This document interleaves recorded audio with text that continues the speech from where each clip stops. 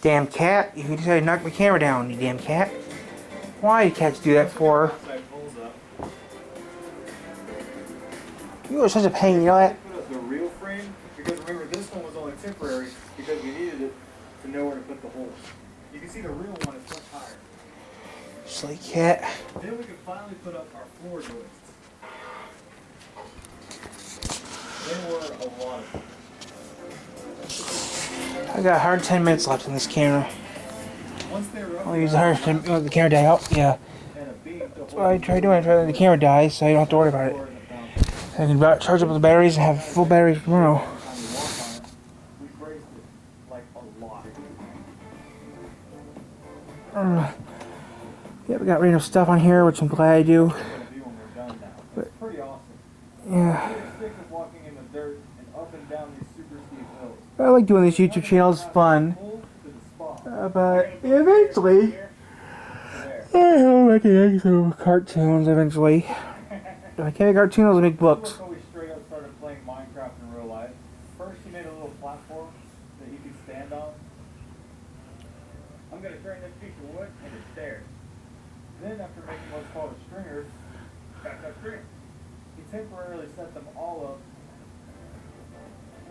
where he could slowly cover everything in decking boards and work his way up. Once he got to the top, him and I built a platform that we attached to the stairs. Then we installed 3 more stringers that connected to the pool deck. Colby put down some more decking boards, and before he knew it, he built himself a path to the pool deck. After that, he just cut out the railing, and now we have a super cool path leading down to the spa. A spa that didn't have a floor yet. Now it's time for the floor. I recorded this like 6 hours ago, then we got busy with the stairs, so I'm re-recording it. You might think we're going to make the floor match the pool, which is pretty much just a deck. And you'd be right, but only for the part around the hot tub.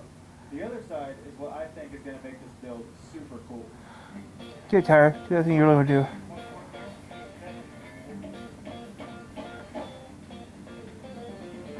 We put plastic down as a moisture barrier, and then plywood on top of that, because this area is going to be completely enclosed, because it's going to be our lounge. I was just happy having a floor though.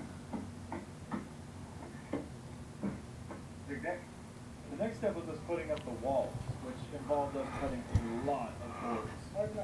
Oh, I'm sorry, baby. I was supposed to be so fast and it's supposed to fall off one I'm sorry, baby. That was an accident.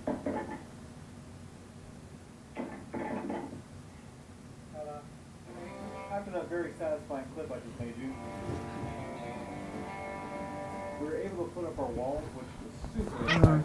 My big baby boy. Huh?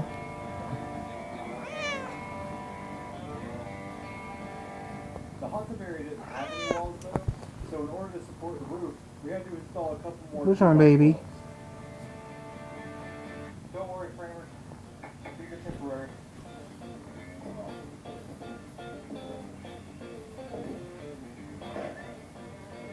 And after the last beam went up, we secured everything with carriage bolts. I have love. Oh, oh, oh, oh.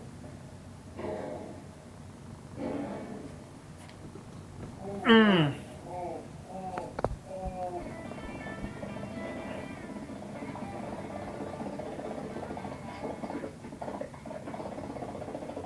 Oh, that's some hammering. After almost losing my thumb, Colby and I then got to framing the roof. Have sex. These days. I don't think it's gonna happen. My elevation change between our builds is great. I know. The type of roof we're building is called a ridge beam, hence the beam. We could do a flat roof like the pool has, and it would be a lot easier. But the ridge beam is way cooler because from the bottom of the deck to the top, we have 13-foot tall ceilings. But that also means the top of the roof to the ground is 25 feet. So we finally got a lift. This is going to be so much nicer than when we were building that pool and standing on the top of the excavator. You can see how easy this was with the lift. Colby was just chilling up there, and while I was on the ground, I would just hand him up a board, he would nail it in, and that's it. Sorry it's not as exciting as standing on top of the excavator pounding holes in. But that doesn't mean this wasn't super satisfying. I think we put up like 50 of these 2x6s. Alright, if you notice, these joists are still loose. So we're going to tie them together with these. They're called hurricane ties.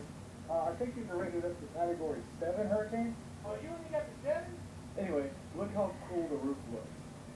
On the inside, you can see just how tall these ceilings are. And you can even see it by the pool. This is perfect because I wanted it to be a more private area, but you still get a nice sneak peek. Hey Kobe, you look like a pro in the drone shots, man. Oh, thanks. After we ran 2x4s across the whole roof, it made this awesome square pattern that was going to look really good painted. That's where my dad comes in. Oh, yeah. That's gonna look good. While my dad was painting, Kobe and I decided to do the railing. Finally.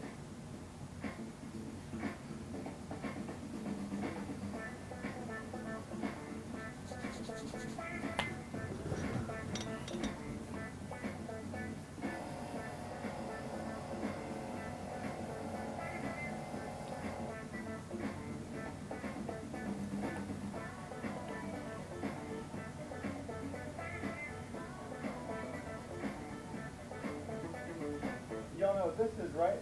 Metal roofing. Because of how tall this structure was, putting up the roof was a pretty sketchy job, and it was my turn to do it.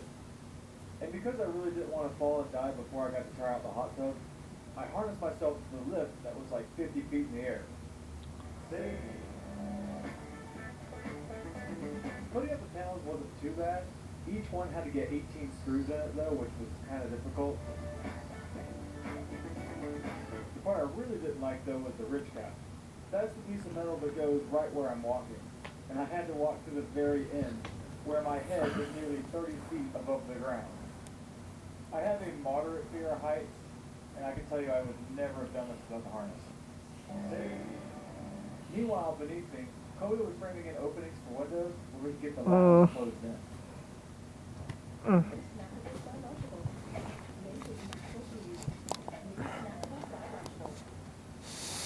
Making every day extraordinary. With L'Oreal Paris. Wait, what's going on? I'm getting a hand from legal grant for our will. Let's just have AI do it. This is missing your 401k. It needs a lot of work. For turning back will or trust, visit LegalZoom.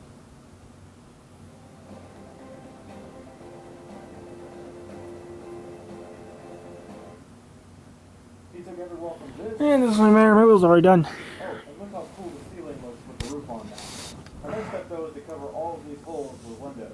Windows! Windows! For the windows in this room, we just bought these from Lowe's. It was like $190 for one of them, which is pretty good, but we had to buy 12.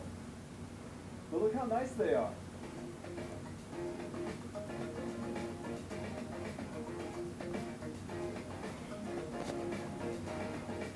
Time for me to hang some siding.